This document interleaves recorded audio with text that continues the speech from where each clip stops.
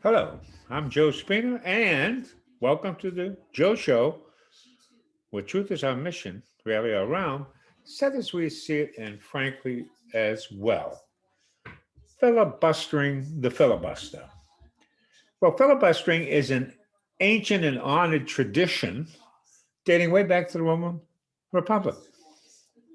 The term itself, filibuster, is derived from the Dutch word freebooter, which is used to describe a pirate or a lawless adventurer. Actually, you can think of Johnny Depp, as Captain Sparrow in Pirates of the Caribbean, or the villainous Captain Hook in the now woke Disney sanctioned Peter Pan. It is also derived from the Spanish filibusteros, used to describe pirates raising the Caribbean islands, which is reminiscent of Jack Sparrow and Pirates of the Caribbean. Now, Cato the Younger was a Roman senator in the Roman Republic, of the Roman Republic. And he is credited with being the first practitioner of what has become known as the filibuster.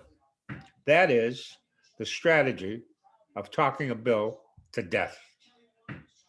The Roman Senate had a rule, and a good one, I may add, that required that all business had to be conducted by dusk. Cato would obstruct a measure by speaking continuously until nightfall. His long winded speeches could and did effectively forestall a vote. Cato the Younger's tactic of talking a bill to death by using long speeches to delay action on legislation actually happened in the very first session of the US Senate in September 22nd of 1789. Throughout the 19th century, the Senate had no formal process to allow a majority to end debate and thus force a vote on legislation or nominations. By the mid 19th century, the term filibuster became a permanent part rather, of American political lexicon when, get this one, Senator Brown from Mississippi, a Democrat, of course, commented, I saw my friend standing across the other side of the House filibustering. That was quickly seconded by Senator Badger from North Carolina, also a Democrat, complaining of filibustering speeches. The rest is history. Filibuster was now forever accepted as a term to describe the tactic of talking a bill to death. From the inception of our nation, some senators found the filibuster objectionable, while others exalted the right of unlimited debate as a key tradition of the Senate, vital to tampering the power of political majorities. The danger of which, they reasoned, would lead to the tyranny of the majority or mob rule, which is the antithesis of the human right of life, liberty, and the pursuit of happiness.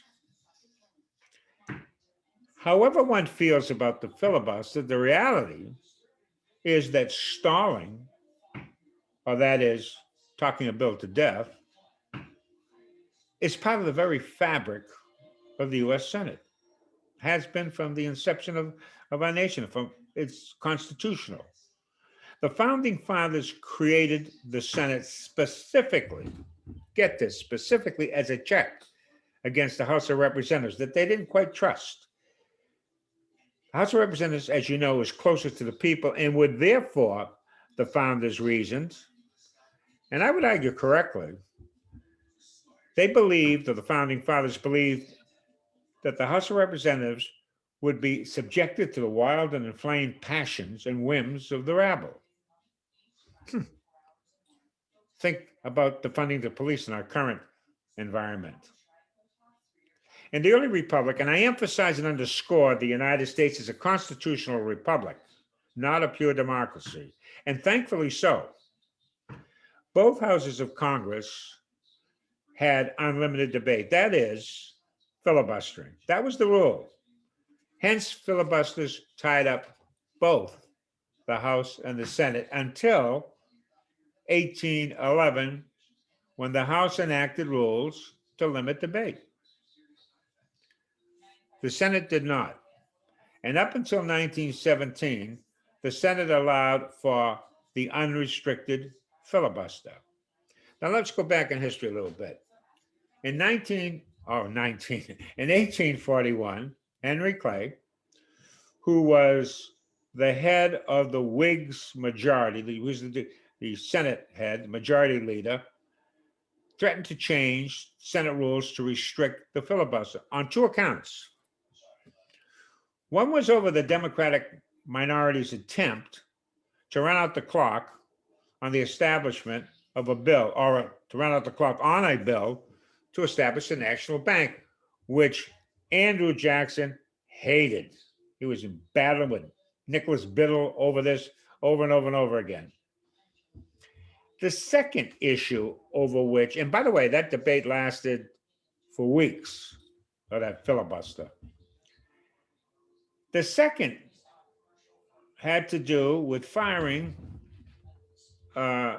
officials, or firing the official Senate printers, which is exactly what the Whigs wanted to do, and the Democrats didn't.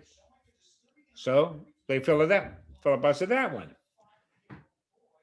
It became such a, well, actually, the debate degenerated into a personal attack so malicious that Senator King from Alabama, Democrat, challenged Whig leader Henry Clay to a duel, which, by the way, Clay accepted. Fortuitously, a magistrate put the kibosh on that, or on the shootout. A few months later, Clay announced that he would sponsor legislation allowing the Senate majority to cut off debate in reaction to the Democrat minority's weeks on end of filibustering the national bank. Clay was forced to back down when members of his own party, the Whig Party, told him they would vote against it. Similarly, Schumer may have to back down since members of his own party, namely Manson from West Virginia and Sinema from Arizona, have publicly stated their opposition to entering the filibuster. Following the Civil War, filibustering became increasingly more common. In the early 1900s, Republican House Speaker Joseph Cannon, another guy named Joe, to a chairing House, excoriated the Senate and directing them to change the rules of engagement. Get rid of this filibuster, your methods of procedure. And if you don't do that, Speaker Cannon, like Pelosi, threatened that the House would compel a change. Well, the Senate simply ignored Cannon's threat. And it said, quoted, and I quote, "It takes more than insults from the House to change Senate rules." World War I did the trick, however. President Woodrow Wilson had urged Congress to pass a bill to arm American merchant ships against German submarines. Prudent thing. Anti-war progressives, led by Senator La Follette from Wisconsin, filibustered the bill and defeated it. Infuriated, Wilson demanded that the Senate curb filibusters. Now, here we are in the midst of a war, and in that wartime patriotic frenzy, the House did what it would always do, buckled, and it passed Rule 22, which allowed the Senate to end debate on a bill or on a nomination if 2/3, that is 67 senators, voted for, here comes a new word, cloture. Cloture, cloture. Hear that one? This was a new word entered into American, or thus a new word was entered into American political lexicon. Rule 22 was put to the test in 1919 when the Senate invoked cloture to end a filibuster against, get this one, the Treaty of Versailles, which was at the end of World War I. Although cloture was ineffective in curtailing filibusters by individuals and small, or was, I'm sorry, let me restate that. Although cloture was effective in curtailing filibusters by individuals and small groups, it did nothing and was absolutely powerless against filibusters supported by a third of the senators, which is why you hear today charges of racism against the filibuster, because effectively, Southern Democrats were able to use the filibuster to kill every meaningful civil rights bill for 47 years thereafter, namely because there were a third of them, a large enough minority to prevent cloture, which in itself, by the way, and these are all Southern Democrats, which in, Jim Crow laws, et cetera, which in itself makes me wonder why it is that Black Americans vote so overwhelmingly for Democrats, given that the Democrats did not treat Black Americans very kindly historically. For example, get this one.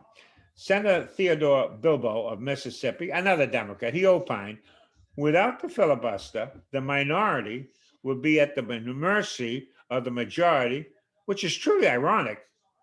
Effectively, it allowed the minority to block the minor.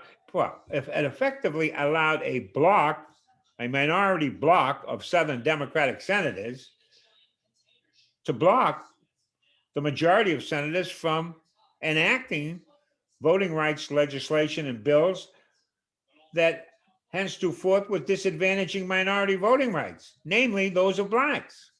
Speaking of ironies, get this one.